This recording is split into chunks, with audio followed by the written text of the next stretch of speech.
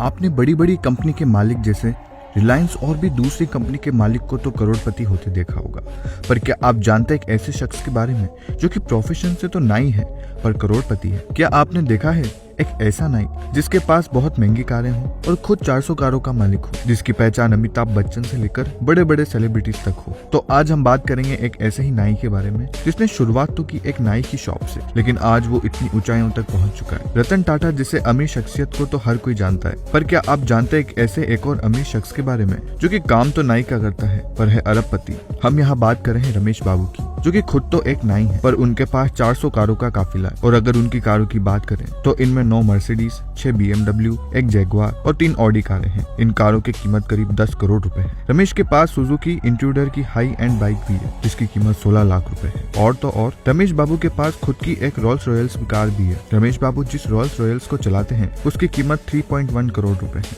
और दोस्तों आपको यह भी बता दें कि पूरे बेंगलोर में रमेश बाबू के अलावा कुछ ही लोग हैं जिनके पास रोल्स रॉयल्स जैसी बड़ी कार है जिसका एक दिन का किराया 50,000 रुपए तक है। और तो और रमेश बाबू के पास 90 से ज्यादा ड्राइवर हैं। अब आप भी यह सोच रहे होंगे ना कि एक नाई के पास इतनी सारी महंगी कार कैसे आ गई, तो हम बताते हैं। दरअसल रमेश बाबू का जन्म बेंगलुरु में हुआ और उनके पिता बेंगलोर के चिन्नस्वामी स्टेडियम के पास अपनी नाई की दुकान चलाते थे। बचपन में ही उनके पिता गुजर गए, इसलिए उनकी माँ ने घर चलाने के लिए दूसरों के घर में खाना पकाना चालू किया। लेकिन वे 3 भाई बहन थे और मजबूरी इतनी थी कि सबको एक दिन का खाना ही मिल पाता था। रमेश ने भी छोटे मोटे काम करना शुरू किया और वो खुद 14 साल की उम्र से काम करने लग गए। रमेश बाबू घर घर जाकर अखबार और दूध बेचा करते थे और उनके पिता की दुकान जो थी वो रमेश बाबू की माँ ने किराए पर दे दी थी। वहाँ से भी कुछ 5,000 रुपए का किराया आता था। रमेश बाबू ने तमाम कठिनाइयों के बावजूद पढ़ाई की और 12वीं क्लास में असफल होने के बाद उन्होंने इंडस्ट्रियल ट्रेनिंग इंस्टीट्यूट से इलेक्ट्रॉनिक्स में डिप्लोमा किया। लेकिन पढ़ाई करने के बाद वे अपने पिता की दुकान पर लौट आए, जहाँ उन्होंने फिर से इस दुकान को शुरू किया और एक नाई का काम वापस चालू कर दिया। लेकिन वो इस काम से संतुष्ट नहीं थे, इसलिए 1994 में उन्होंने लोन लेकर एक वैन खरीदी। लेकिन हालात कभी भी किसी का इम्तिहान लेने से चूकता नहीं है और वो 3 महीने तक अपनी वैन की किस्तें नहीं भर पाए। ऐसे में उनके एक फैमिली फ्रेंड जिनके यहाँ रमेश बाबू की माताजी काम करती थी,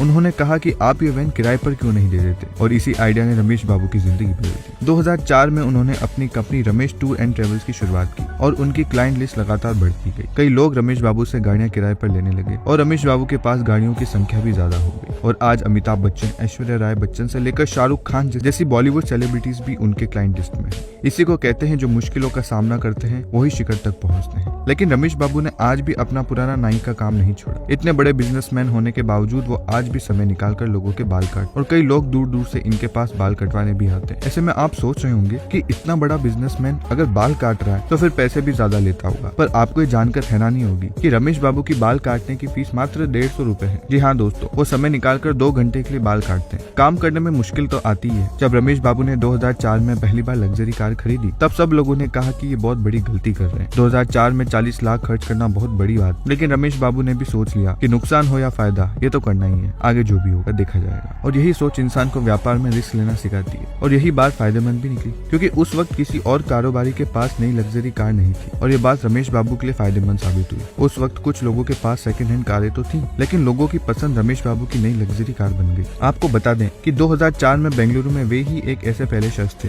जो लग्जरी कार किराए पर देते थे। इतने अमीर पिता के बच्चों के शौक भी तो बहुत ज्यादा होंगे, पर ऐसा नहीं है। रमेश बाबू खुद की तरह अपने बच्चों को भी जमीन से जुड़ा रखना चाहते हैं और उनको सिखाते भी हैं। यहाँ तक कि वो अपनी दोनों बेटियों और एक बेटे को बतौर टीचर कटिंग के टिप्स देते हैं। रमेश बाबू का कहना है कि ये एक तरह की जॉब है जिसमें प्रोफेशनल होना जरूरी है। वो उन्हें अपने साथ सैलून भी ले जाते हैं, लेकिन अभी छोटी उम्र के कारण उन्हें वहाँ काम नहीं करने देते। कुछ भी कहो, लेकिन ऐसे शख्स बहुत कम होते हैं जो कि अमीर होने के बाद भी अपने पुराने प्रोफेशन को नहीं छोड़ते और उसे बढ़ावा देते हैं। तो दोस्तों ये आज की वीडियो अगर आपको अच्छी लगी तो इसको लाइक करें, कमेंट करके बताएं कि हम नेक्स्ट वीडियो किस पर बनाएं और अपने दोस्तों के साथ इसको शेयर करें।